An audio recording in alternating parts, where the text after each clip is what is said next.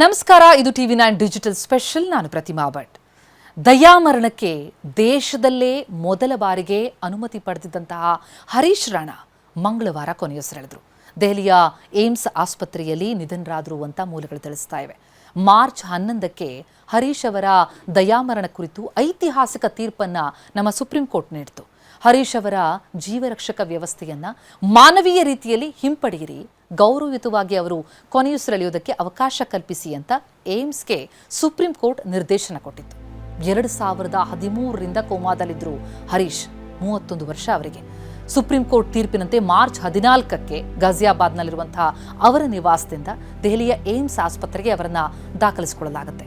4ನೇ ಮಹಡಿಯಿಂದ ಬಿದ್ದು 13 ವರ್ಷದ ಹಿಂದೆ ಅವರು ಮೆದುಳು ನಿಷ್ಕ್ರಿಯ ಸ್ಥಿತಿಯಲ್ಲಿ, ಅಂದರೆ ಕೋಮಾ ಸ್ಥಿತಿಯಲ್ಲೇ ಇದ್ರು. ಕೊಳವೆ ಮೂಲಕ ಅವರಿಗೆ ಆಹಾರ ಕೊಡಲಾಗ್ತಾ ಇತ್ತು. ಕೃತಕ ಉಸಿರಾಟದ ವ್ಯವಸ್ಥೆ ಮೂಲಕ ಅವರ ಜೀವ ಉಳಿಸಿಕೊಳ್ಳಲಾಗಿತ್ತು. ಹರೀಶ್ ಅವರ ಕುಟುಂಬ 13 ವರ್ಷಗಳಿಂದ ಕೋಮಾ ಸ್ಥಿತಿಯಲ್ಲೇ ತನ್ನ ಮಗ ಅನುಭವಿಸ್ತಾ ಇದ್ದಂತಹ ಯಾತನೆಯನ್ನು ನೋಡೋದಕ್ಕಾಗದೆ ಗೌರವಯುತ ಸಾವು ದಕ್ಕಿಸಿಕೊಡಿ ಅಂತ ನ್ಯಾಯಾಲಯದ ಮೊರೆ ಹೋಗಿದ್ರು. ಸುಪ್ರೀಂ ಕೋರ್ಟ್ನಿಂದ ದೇಶದಲ್ಲೇ ದಯಾಮರಣಕ್ಕೆ ಸಿಕ್ಕಂತಹ ಮೊದಲ ಅನುಮತಿ ಇದು. ಹರೀಶ್ ಅವರಿಗೆ ಏನಾಗಿತ್ತು ಹಾಗಿದ್ರೆ? ದಯಾಮರಣ ಪ್ರಕ್ರಿಯೆ ಹೇಗೆ? ಆ ಬಗ್ಗೆ ಮಾಹಿತಿ ನೋಡ್ತಾ ಹೋಗೋಣ. 2013ರ ಆಗಸ್ಟ್ 20 ರಕ್ಷಾಬಂಧನದ ಹಬ್ಬದ ದಿನ. ಅದು ದುರಂತ ಸಂಭವಿಸ್ಬಿಡ್ತು. ದೆಹಲಿಯವರಾದ ಹರೀಶ್ ರಾಣಾ ಅವರು ಚಂಡೀಗಢ ವಿಶ್ವವಿದ್ಯಾಲಯದಲ್ಲಿ ಸಿವಿಲ್ ಇಂಜಿನಿಯರಿಂಗ್ ವಿದ್ಯಾರ್ಥಿಯಾಗಿದ್ರು.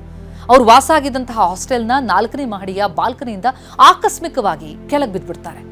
ಆ ಅಪಘಾತದಿಂದ ಅವರ ತಲೆ ತೀವ್ರವಾಗಿ ಪೆಟ್ಟಾಗ್ಬಿಡುತ್ತೆ. 100% ದೈಹಿಕ ಅಂಗವೈಕಲ್ಯಕ್ಕೆ ತುತ್ತಾಗ್ಬಿಡ್ತಾರೆ. ಇಡೀ ಶರೀರ ಪಾರ್ಶ್ವವಾಯುಗೆ ತುತ್ತಾಗ್ಬಿಡ್ತು. ಅಪಘಾತದ ನಂತರ ಅವರು ಕಣ್ಬಿಡೋದಕ್ಕಾಗಲ್ಲ, ಕೈಕಾಲುಗಳನ್ನ ಅಲುಗಾಡಿಸೋದಕ್ಕೆ ಸಾಧ್ಯ ಆಗ್ತಾ ಇರಲಿಲ್ಲ. ವೈದ್ಯರು ಕೂಡ ಏನು ಮಾಡೋದಕ್ಕೆ ಆಗಲ್ಲ ಅಂತ ತಿಳಿಸ್ತಾರೆ. ಆವತ್ತಿನಿಂದ ಅವರು ಶಾಶ್ವತವಾಗಿ ವೆಜಿಟೇಟಿವ್ ಸ್ಟೇಟ್, ಅಂದರೆ ಪ್ರಜ್ಞಾಹೀನ ಸ್ಥಿತಿಯಲ್ಲೇ ಇದ್ರು. ದೆಹಲಿಯ ಏಮ್ಸ್ ಆಸ್ಪತ್ರೆಯಲ್ಲಿ ದೀರ್ಘಕಾಲದಿಂದ ಚಿಕಿತ್ಸೆ ಕೂಡ ಅವರಿಗೆ ಕೊಡಲಾಗ್ತಾ ಇತ್ತು. ನಿಸ್ತೇಜವಾಗಿ ಮಲಗಿದ್ದ ರಾಣಾಗೆ ಸಾವು ಬದುಕಿನ ಹೋರಾಟದಿಂದ ಮುಕ್ತಿ ಕೊಡಿಸುವಂತಹ ಉದ್ದೇಶದಿಂದ ಅವರ ಪರಿವಾರ ದಯಾಮರಣಕ್ಕೆ ಅನುಮತಿಸಿ ಅಂತ ಹೇಳಿ ಸುಪ್ರೀಂ ಕೋರ್ಟ್ನ ಮೊರೆ ಹೋಗುತ್ತೆ. ಮಗನಿಗೆ ಚಿಕಿತ್ಸೆ ಕೊಡೋದಕ್ಕೆ ನಮ್ಮ ಬಳಿ ಆರ್ಥಿಕ ಬಲ ಇಲ್ಲ, ಏನೇ ಚಿಕಿತ್ಸೆ ಕೊಟ್ಟರು ನಮ್ಮ ಮಗ ಮೊದಲಿನಂತ ಆಗೋದಿಲ್ಲ ಅಂತ ತಿಳಿಸಿದ್ದಾರೆ ವೈದ್ಯರು. ಹಾಗಾಗಿ ದಯಾಮರಣ ಕೊಡಿ ಅಂತ ಸುಪ್ರೀಂ ಕೋರ್ಟ್ನಲ್ಲಿ ಹರೀಶ್ ಪಾಲಕರು ಅರ್ಜಿಯನ್ನು ಹಾಕ್ಕೊಳ್ತಾರೆ. ಹಲವಾರು ವೈದ್ಯಕೀಯ ಮಂಡಳಿಯ ವರದಿ, ಕುಟುಂಬದ ಒಪ್ಪಿಗೆ ಇದೆಲ್ಲವನ್ನ ಪರಿಗಣಿಸಿದಂತಹ ಸುಪ್ರೀಂ ಕೋರ್ಟ್ ಹರೀಶ್ ರಾಣಾ ಅವರ ಪ್ರಕರಣದಲ್ಲಿ ದಯಾಮರಣಕ್ಕೆ ಅನುಮತಿ ಕೊಡುತ್ತೆ. ಹರೀಶ್ ಅವರನ್ನ ದೆಹಲಿಯ ಏಮ್ಸ್ನ ಉಪಶಾಮಕ ಆರೈಕೆ ವಿಭಾಗಕ್ಕೆ ಸೇರಿಸಬೇಕು.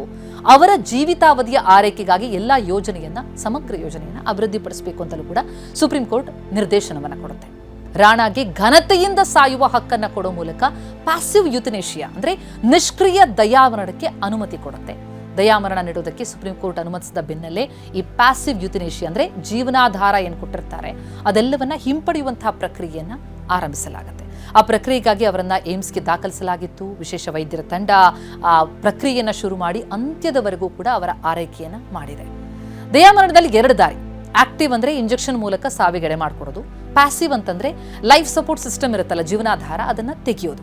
ಈ 2 ವಿಧಾನಗಳಲ್ಲಿ ರಾಣಾ ಅವರನ್ನ 2ನೇ ಪ್ರಕ್ರಿಯೆಗೆ, ಅಂದ್ರೆ ಈ ಪ್ಯಾಸಿವ್ಗೆ, ಲೈಫ್ ಸಪೋರ್ಟ್ ಸಿಸ್ಟಮ್ ಅನ್ನು ತೆಗೆಯುವಂತಹ ಪ್ರಕ್ರಿಯೆಗೆ ಒಳಪಡಿಸಲಾಗಿತ್ತು.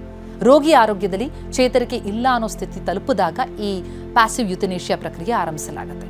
ಅದರಡಿಯಲ್ಲಿ ರೋಗಿಯನ್ನ ಜೀವಂತವಾಗಿಡೋದಕ್ಕೆ ಏನು ಕೊಟ್ಟಿರ್ತಾರೆ, ವೆಂಟಿಲೇಟರ್, ಆಹಾರದ ಟ್ಯೂಬ್, ಔಷಧಿ ಕೊಡುವಂತಹ ಟ್ಯೂಬ್, ಇದೆಲ್ಲ ಆಧಾರಗಳನ್ನ ಒಂದೊಂದಾಗಿ ಹಿಂಪಡಿತಾರೆ.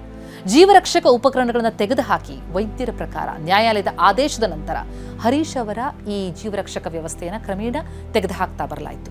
ರೋಗಿಯ ಘನತೆಯನ್ನು ಕಾಪಾಡಿಕೊಳ್ಳೋದಕ್ಕೆ ಆ ಪ್ರಕ್ರಿಯೆಯನ್ನು ಬಹಳ ಸೂಕ್ಷ್ಮವಾಗಿ ಮತ್ತು ಮಾನವೀಯ ರೀತಿಯಲ್ಲಿ ಕೈಗೊಳ್ಳಲಾಯಿತು. PG ಟ್ಯೂಬ್ ಮೂಲಕ ಏನು ಪೌಷ್ಟಿಕಾಂಶವನ್ನು ಒದಗಿಸಲಾಗ್ತಾ ಇತ್ತು, ವೈದ್ಯಕೀಯ ಚಿಕಿತ್ಸೆಯ ವರ್ಗಕ್ಕೆ ಬರುತ್ತೆ, ಅದನ್ನು ತೆಗೆದುಹಾಕೋದು ನಿಷ್ಕ್ರಿಯ ದಯಾಮರಣಕ್ಕೆ ಕಾರಣ ಆಗುತ್ತೆ ಅಂತ ನ್ಯಾಯಾಲಯ ಕೂಡ ಸ್ಪಷ್ಟಪಡಿಸಿತ್ತು. 13 ವರ್ಷಗಳಿಂದ ಮಗುವಿನಂತೆ ಆರೈಕೆ ಮಾಡಿದ್ದು ಕುಟುಂಬ ಅಂತಿಮವಾಗಿ ನಂತರ ವಿದಾಯ ಹೇಳಿತು. ಬ್ರಹ್ಮಕುಮಾರಿ ಸಹೋದರಿಯೊಬ್ಬರು ಬರ್ತಾರೆ, ರಾಣಾ ಅವರ ಹಣೆಗೆ ತಿಲಕ ಇಡ್ತಾರೆ. ಎಲ್ಲರನ್ನೂ ಕ್ಷಮಿಸಿ ಹಾಗೂ ಎಲ್ಲರಿಂದಲೂ ಕ್ಷಮೆಯಾಚಿಸಿ ಮಲಗು ಮಗು ಅಂತ ಇಲ್ಲಿಂದ ಹೊರಡೋ ಸಮಯ ಬಂದಿದ್ದ ತಲೆನವರಿಸ್ತಾರೆ. ಆ ವಿಡಿಯೋಗಳಿದೆಯಲ್ಲ, ಬಹಳ ಕರಳು ಹಿಡ್ಡುವಂತಿತ್ತು. ಅವರಿಗೆ ಈಗ ವಿದಾಯ ಹೇಳಲಾಗಿದೆ. ಅವತ್ತು ಕರ್ನಾಟಕದ ಅರುಣಾ ಶಾನ್ಭಾಗ್ ಪ್ರಕರಣ ತಮಗೆ ನೆನಪಿರಬಹುದು.